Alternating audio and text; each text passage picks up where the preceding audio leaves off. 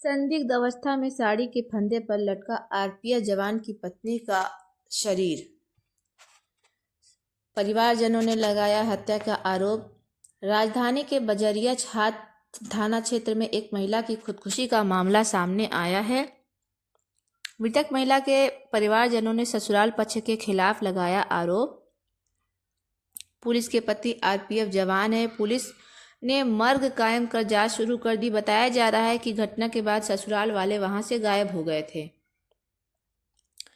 स्वजनों ने कहा कि मारपीट के बाद टांग दिया था फंदे पर। महिला के ससुराल पक्ष के लोग घर से गायब मिले। पुलिस ने मौत के कारणों की जांच शुरू की तो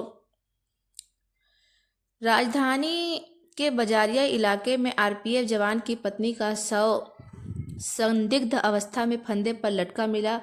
महिला के चेहरे पर चोट के निशान थे और उसके पैरों में कपड़ा बंधे होने की बात सामने आई। मृतक महिला के पास से कोई सुसाइड नोट नहीं मिला। महिला के स्वजनों यानी परिवार का आरोप है कि उसका पति और पूरा ससुराल पक्ष दहेज को लेकर के उसे परेशान करता था, प्रताड़ित करता था।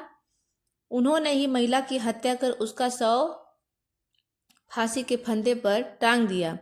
वहीं बजरिया थाना पुलिस प्रारंभिक तौर पर इसे खुदकुशी मान रही है।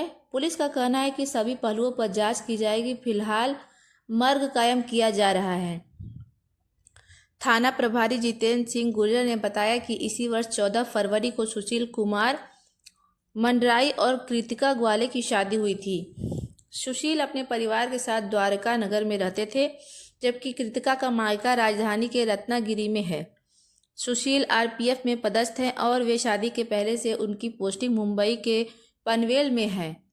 कृतिका ससुराल में रहकर प्रतियोगी परीक्षाओं की तैयारी करती थी। इसी सप्ताह गुरुवार को सुशील जो उसका हस्बैंड था मुंबई से अपने घर लौटा। पड़ोसियों के मुताबिक शनिवार रात 9 से 10 बजे के बीच उनके घर में से काफ़ी शोर सुनाई दे रहा था।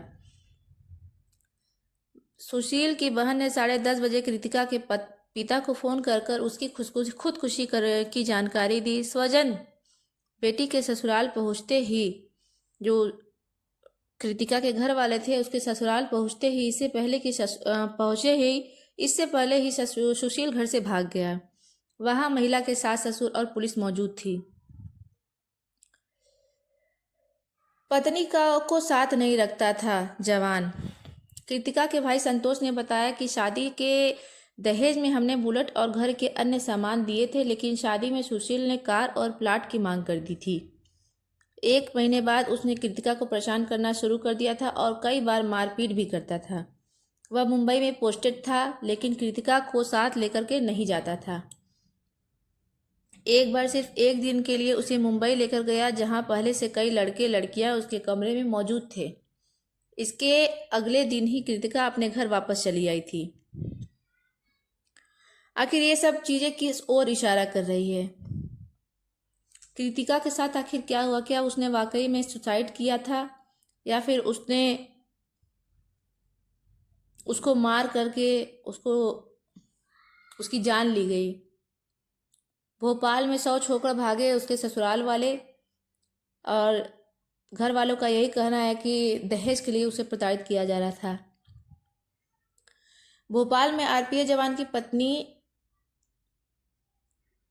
महिला की मौत की सूचना उसकी ननद ने उसके पिता को कॉल पर दी थी। पिता रिश्तेदारों के साथ बेटी के ससुराल पहुंचे तो गेट खुला मिला। पति समेत पूरा परिवार ससुराल का फरार हो चुका था। और शादी को वक्त कितना हुआ था? मात्र 10 महीने। मात्र 10 महीने पहले शादी हुई थी। और ख़ास बात इसमें यह है कि वैलेंटाइन डे के दिन इन दोनों की शादी हुई थी। वैलेंटाइन डे के दिन की थी शादी। कृतिका मंडराई अपने पति सुशील कुमार मंडराई द्वारा 25 द्वारका नगर स्थित ससुराल में रहती थी। दामाद आरपीएफ जवान था। इन दिनों मुंबई में उसकी पोस्टिंग थी। गुरुवार को ही घर लौटा था। शादी में बेटी की जरूरत के सभी सामान और दामाद की पसंद से बुलेट बाइक दी गई थी, लेकिन इसके बावजूद भी इस शादी का आखिर क्या रिजल्ट निकला? सास ससुर भी दहेज के लिए परेशान करते थे कृतिका को। कृतिका ने पिता से बताया था कि उसके सास ससुर भी उसे तानाकशी करते हैं। ससुराल वालों का कहना था कि दूसरी लड़कियों के परिजन शादी में 20-20 लाख रुपए देने को तैयार थे। इसके बाद भी उन्होंने कृतिका से शादी की थी। उन्होंने बताया कि शुक्रवार रात को कृतिका की ननद ने उन्हें कॉल कर बेटी की सुसाइड की जानकारी दी। कृतिका का पति मुंबई में अकेला रहता था। वह कृतिका को अपने साथ रखने के लिए राजी नहीं था। कई बार बहाने करता था। कृतिका को साथ न रखने के लिए वो बहुत सारे बहाने करता था। आए दिन दूसरी लड़कियों के किस्से उसे सुनाता था। वह महंगा दहेज देकर के उससे शादी करने के लिए राजी था। दोनों के बीच इसी बात को लेकर के व्हाट्सएप पर भी चैट हुई, जिसके स्क्रीनशॉट मृतक के पिता के पास सुरक्षित थे। इन सब चीज़ों का मतलब सिर्फ यही है कि दहेज के लिए किसी की जान ले लेना, शायद ये आज के समाज में ये सबसे बड़ी चुनौती बन गई है कि एक बेटी जब पैदा होती है तो उसके माता पिता उसे शिक्षित करें या उसके लिए दहेज इकट्ठा करना शुरू हो जाए।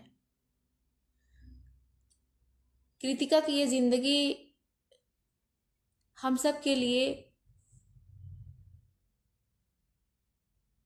बहुत ज़्यादा दर्द भरी बात है। दर्दनाक कृतिका की ज़िंदगी की कहानी है कि मात्र निर्जीव वस्तुओं के लिए कृतिका की जान ले ली गई।